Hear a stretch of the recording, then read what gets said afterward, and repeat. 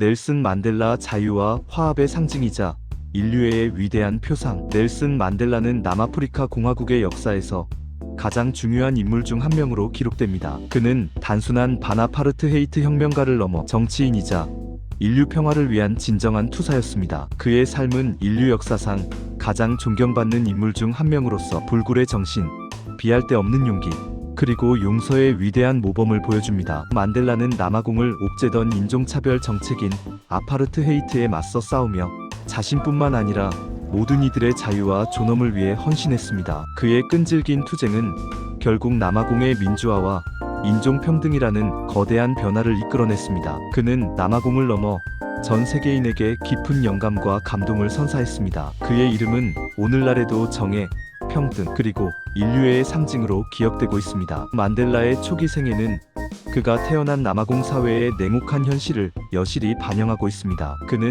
1918년 7월 18일 남아프리카 동부 케이프주 음베조라는 작은 마을에서 태어났습니다. 그의 본명은 롤리흘라흘라 달리분가 만델라입니다. 롤리흘라흘라는 그의 모국어인 코사어로 나무의 가지를 잡아당기는 사람이라는 의미를 지니며 종종 말썽꾼으로 해석되기도 했습니다. 만델라는 템부족의 왕족 가문 출신이었습니다. 그의 아버지는 지역 추장이었으나 만델라가 불과 9살 때 일찍 세상을 떠났습니다. 그 이후 그는 당시 템부족의 섭정이었던 종긴타바 달리인디보의 보호 아래에서 성장했습니다. 그는 웰즐리 감리교 초등학교에 입학하면서 넬슨이라는 영어 이름을 받게 됩니다. 어린 시절부터 명석했던 그는 포트헤어 대학교에 진학하여 학업을 이어갔으나 학생 운동 등 정치 활동에 참여하면서 결국 중퇴하게 됩니다. 그러나 그는 학업에 대한 열정을 놓지 않았고 이후 비트바테르스란트 대학교에서 법학을 공부하여 1942년 법학학위를 취득했습니다. 이러한 학문적 배경은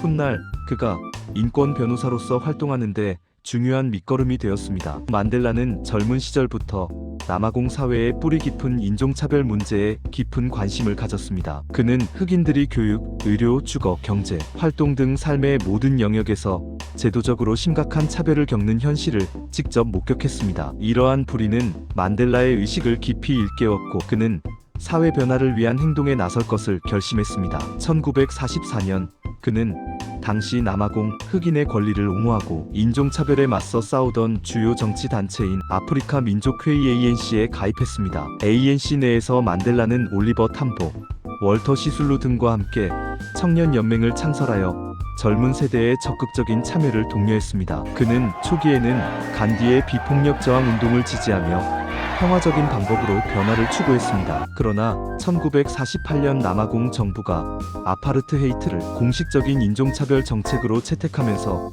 상황은 더욱 악화되었습니다. 아파르트헤이트는 흑인들을 강제로 분리하고 거주와 이동의 자유를 제한하며 정치적 권리를 박탈하는 등 극단적인 차별을 제도화했습니다. 만델라는 이러한 불의에 결코 굴복하지 않고 아파르트헤이트에 맞서 싸우기로 굳게 결심했습니다. 1950년대에 접어들면서 넬슨 만델라는 ANC의 핵심 인물이자 남아공 인권운동의 상징적인 존재로 빠르게 부상했습니다. 그는 비폭력 저항 운동을 조직하고 주도하며 인종차별 정책에 대한 저항의 목소리를 높였습니다. 1952년 그는 불복종 운동 디파이언스 캠프 AIGN을 주도했습니다. 이 운동은 차별적인 법률에 대한 대규모 시민 불복종을 목표로 했으며 수천 명의 사람들이 평화적인 방식으로 체포되는 것을 감수하며 저항의 의지를 보여주었습니다. 만델라 자신도 이 운동의 중심에 서서 체포되었고 유죄 판결을 받았습니다. 그는 변호사로서 자신의 법률 지식을 활용하여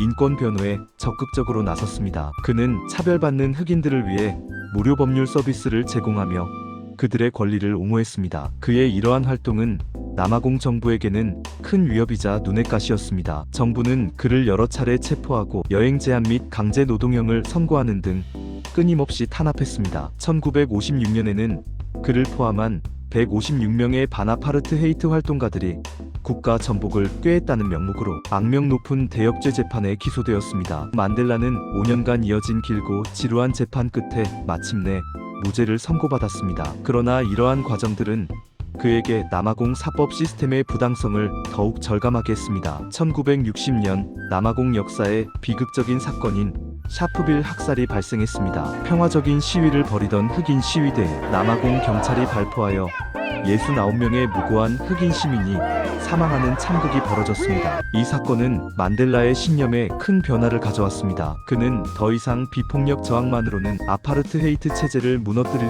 수 없다는 냉혹한 현실을 깨달았습니다. 결국 그는 무장투쟁의 불가피성을 인정하게 됩니다. 그는 ANC의 무장 조직인 움콘토의 CZWMKHONTOV 즉 민족의 창을 창설했습니다. 이 조직은 정부 시설 파괴와 같은 사보타주 활동을 목표로 했으나 민간인 피해를 최소화하는 것을 원칙으로 삼았습니다. 만델라는 정부의 감시망을 피해 지하 활동을 시작했으며 그 탁월한 변장 능력과 기지로 인해 검은 핀퍼넬이라는 별명으로 불리기도 했습니다. 남아공 정부는 그를 체포하기 위해 총력을 기울였고 결국 1964년 7월 11일 만델라는 체포되었습니다. 그는 사보타주 및 반역 혐의로 기소되었으며 이는 역사적으로 중요한 리보니아 재판으로 알려져 있습니다. 이 재판에서 만델라는 법정에서 약 4시간에 걸친 유명한 연설을 통해 자신의 신념을 당당히 밝혔습니다. 그는 민주적이고 자유로운 사회를 건설하고자 하는 자신의 염원을 피력하며 필요하다면 그러한 이상을 위해 죽을 준비가 되어 있다고 선언했습니다. 그는 사형 선고를 예상했지만 국제사회의 압력과 여론에 힘입어 결국 종신형을 선고받았습니다. 넬슨 만델라는 이후 27년이라는 길고 고통스러운 세월을 감옥에서 보내야 했습니다. 그의 수감 생활은 남아공의 정치적 현실과 아파르트헤이트 체제의 잔혹성을 상징적으로 보여주었습니다. 그는 처음에는 악명 높은 정치범 수용소인 로벤섬 교도소에 수감되었습니다. 그곳에서 그는 거친 채석장에서 강제 노동에 시달렸고 건강은 점차 악화되었습니다. 그러나 그는 절망하지 않았습니다. 오히려 동료 수감자들에게 희망과 용기를 불어넣는 정신적 지주 역할을 했습니다. 그는 틈틈이 공부하고 독서하며 지식에 대한 갈증을 해소했고 교도소 내에서도 탁월한 리더십을 발휘하며 수감자들의 권리를 옹호했습니다. 1980년대에 접어들면서 국제사회는 만델라의 석방을 강력하게 요구하기 시작했습니다. 만델라를 석방하라 프리 맨델러는 구호는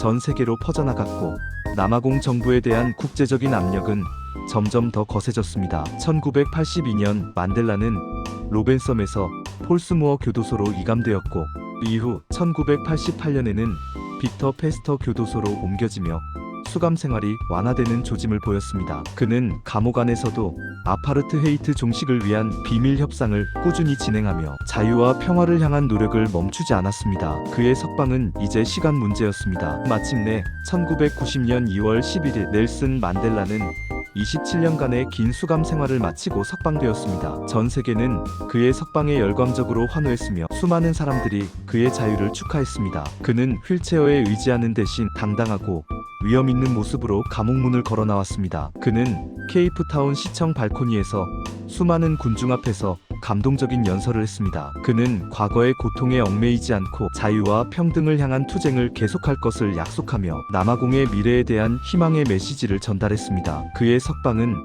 남아공 민주화의 결정적인 전환점이었습니다. 그는 인종차별 정책 종식을 위해 클레르크 당시 대통령과 협력했습니다. 이 두 사람은 남아공의 아파르트헤이트 관련 법안들을 폐지하고 새로운 민주주의 건설을 위한 초석을 다졌습니다. 이러한 공로를 인정받아 1993년 넬슨 만델라와 F.W. 데 클레르크는 노벨 평화상을 공동 수상했습니다. 이는 과거의 갈등을 넘어 화합과 용서로 나아가려는 남아공의 노력을 상징하는 역사적인 순간이었습니다. 1994년 남아공은 역사적인 첫 번째 민주선거를 치렀습니다. 이 선거에서는 모든 인종에게 투표권이 주어졌으며 이는 아파르트헤이트 시대의 종식을 알리는 상징적인 사건이었습니다. 넬슨 만델라는 압도적인 지지로 남아공 최초의 흑인 대통령에 당선되었습니다. 그의 취임은 남아공뿐만 아니라 전 세계의 새로운 시대의 시작을 알리는 감격스러운 순간이었습니다. 그는 무지개 국가 AIMBOW 네이션을 주창하며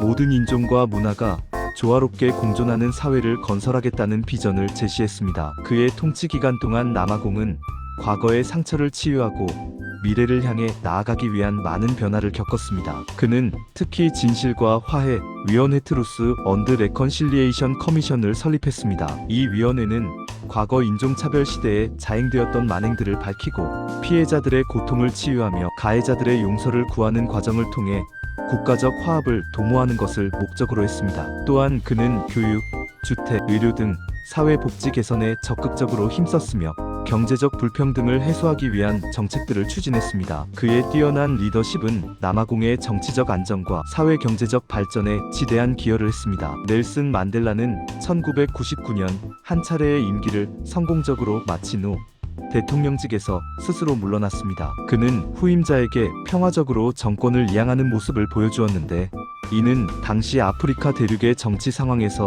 매우 보기 드문 그리고 귀감이 되는 사례였습니다. 대통령직에서 은퇴한 후에도 그는 결코 멈추지 않았습니다. 그는 전 세계를 무대로 활발히 활동하며 인류애를 실천했습니다. 그는 특히 에이즈 퇴치 운동에 적극적으로 참여하여 사회적 편견과 싸우고 환자들에게 희망을 주었습니다. 또한 그는 국제 분쟁 해결을 위한 중재자 역할을 수행하며 세계 평화에 기여했습니다. 그의 지혜와 경험은 전 세계적으로 존경받았으며 수많은 국제 행사와 포럼에서 그의 목소리는 큰 울림을 주었습니다. 2004년 그는 공식적으로 공직에서 완전히 은퇴를 선언했지만, 그의 영향력과 정신은 계속해서 전 세계에 큰 영향을 미쳤습니다. 2013년 12월 5일 넬슨 만델라는 95세의 일기로 평화롭게 서거했습니다. 그의 장례식에는 전 세계 수많은 국가의 정상들과 지도자들이 참석하여 그의 마지막 가는 길을 애도했으며, 전 세계는 깊은 슬픔에 잠겼습니다. 그는 남아공의 진정한 국부로 추앙받으며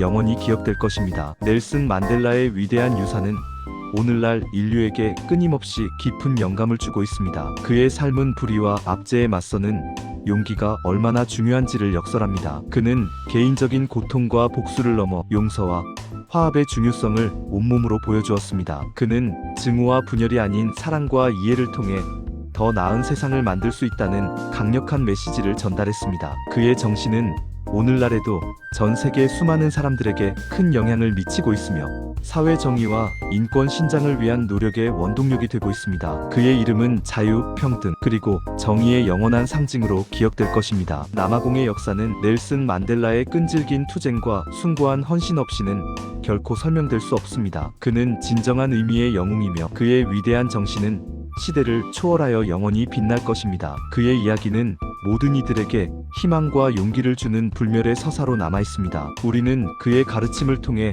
더 나은 세상을 만들어갈 수 있습니다.